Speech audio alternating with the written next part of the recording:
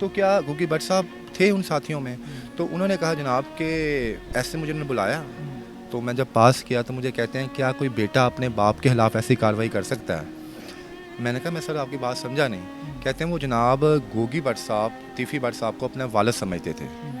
और इट्स ओ फिर मैंने बात की, मैंने कहा सर ये तो फिर हम लोग सुन रहे हैं सारे। उन्होंने कहा जनाब एक प्रोपेगेंडा क्रिएट किया जा रहा है हमारे खिलाफ़, ये सारे मामला था वट एवर। उसके बाद मैं चला गया। एक सीनियर सहाफ़ी हैं रहीम यार खान के, इकबाल साहब जो है, राव इकबाल तनवीर साहब उनका नाम है।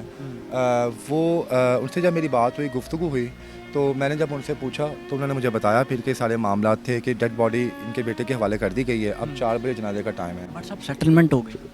सर इसका देखें हम तो नहीं जान सकते ना सेटलमेंट हुई है या नहीं हुई, ये उनकी फैमिली बेहतर बता सकती है कि क्या मामला हुए हैं क्या नहीं हुए, और ना हम ऐसे सवालों से पूछ सकते हैं।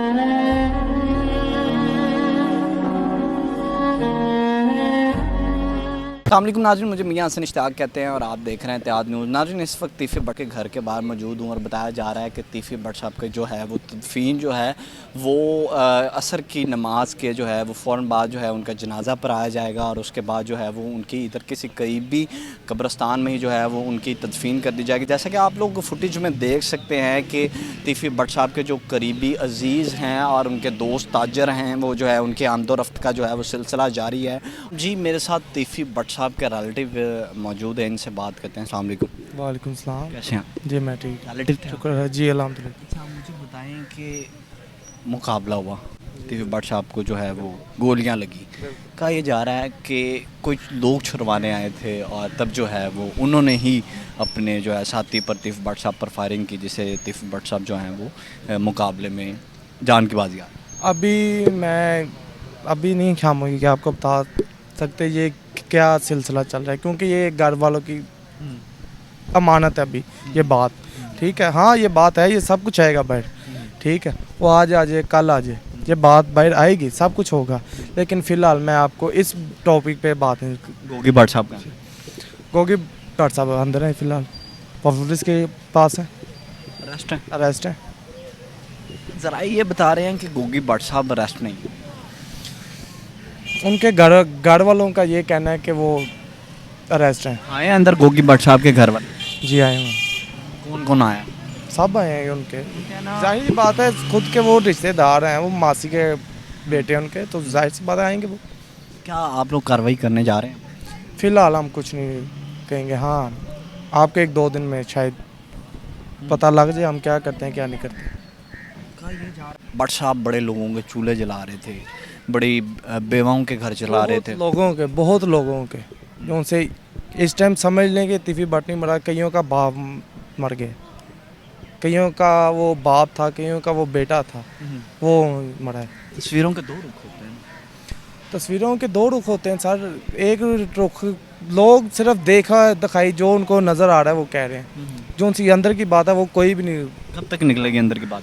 इंशाल्लाह बहुत जल्द आएगी। बहुत जल्द इंशाल्लाह। बिल्कुल जी, ये तीफ़ी भट्ट साहब के रिलेटिव थे। तो जी नाज़रीन, इस वक्त जो है वो उस जगह पे मौजूद हूँ जहाँ तीफ़ी भट्ट साहब के सारे रिलेटिव्स, ताजर बरादरान और जितने भी उनके चाहने वाले थे वो आए हैं। जैसे कि पीछे आप लोग देख सकते हैं कि तीफ़ी भट्ट साहब के बनोई नदीम भाई साहब और तीफ़ी भट्ट साहब के जो हैं वो भाई भी मौजूद हैं। और अभी जो है वो सेंसिटिव इशू है, वो किसी से भी बात जो है वो नहीं कर रहे। और बताया ये जा रहा है कि तकरीबन 4 बजे के दौरान जो है वो इनका जो है वो नमाज जनाजा अदा किया जाएगा। और अगर मेरी कैमरा मैन आपको दिखा सके थोड़ा सा कैमरा घुमा कर, तो हर तरफ जो है वो तीफ़ी भट्ट साहब के जो हैं वो चाहने वाले आ चुके हैं। और अब बताया ये जा रहा है कि उनके इधर ही कोई करीबी कब्रिस्तान में जो है वो उनकी तदफीन की जाएगी। हमारे साथ senior crime reporter Irtaza Bhatt साहब मौजूद हैं।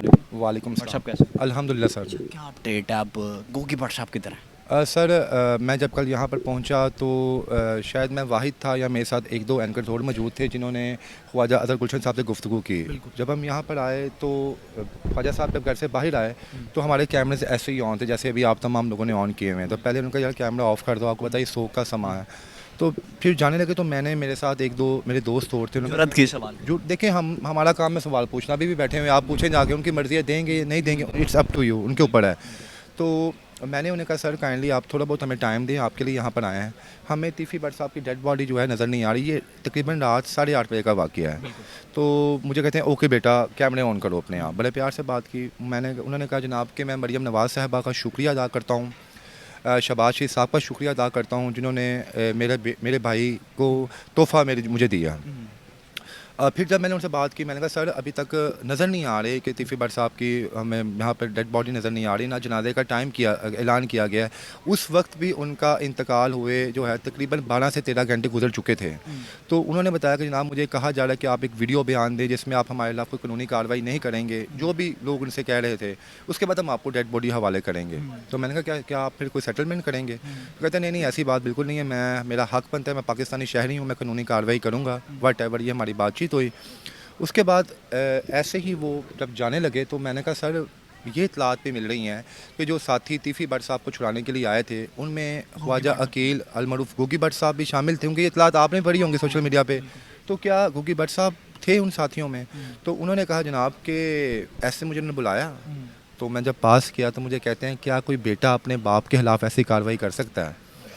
मैंने कहा मैं सर आपकी बात समझा नहीं। कहते हैं वो जनाब गोगी भट्ट साहब तीफ़ी भट्ट साहब को अपना वालिद समझते थे। और इट्स फिर मैंने बात की, मैंने कहा सर ये तो फिर हम लोग सुन रहे हैं सारे। उन्होंने कहा जनाब एक प्रोपेगेंडा क्रिएट किया जा रहा है हमारे खिलाफ, ये सारे मामला था वट एवर। उसके बाद मैं चला गया। एक सीनियर सहाफ़ी हैं रहीम यार खान के, इकबाल साहब जो है, राव इकबाल तनवीर साहब उनका नाम है।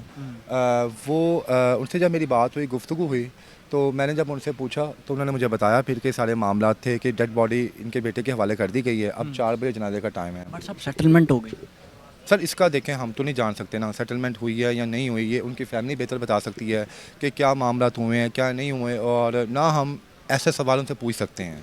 मुझे बताइएगा कि कहा जा रहा है कि गोगी भट्ट साहब इस टाइम हिरासत में है, ठीक है, और क्या लगता है? सर देखें हम इसका फ़ैसला हम लोग नहीं कर सकते, होगा या नहीं होगा। तीफ़ी भट्ट साहब के बारे में भी हमारी ये राय बिल्कुल भी नहीं थी।